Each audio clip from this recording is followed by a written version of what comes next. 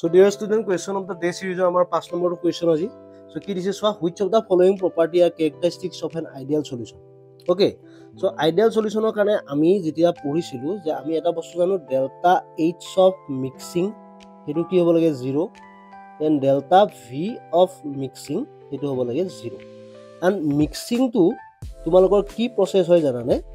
Mixing is a spontaneous process. Monot rakhibare, mixing is a key process, spontaneous process.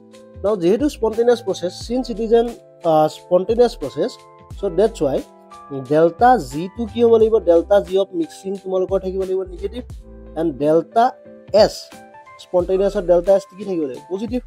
So eta sa kundu correct hobo, delta z negative, delta s positive. Etu soa বাকি দুটা statement সোৱা, delta v of mixing positive হ'ব নোৱাৰে 0 হ'ব লাগিব, এটো negative হ'ব নোৱাৰে 0 হ'ব লাগিব। সো কোনটো কাৰেক্ট হ'ব, অকল 1 আৰু 2 টো তোমালোকৰ 1 আৰু 2 স্টেটমেন্ট তোমালোকৰ কাৰণে কি হ'ব, কাৰেক্ট হ'ব। ঠিক আছে।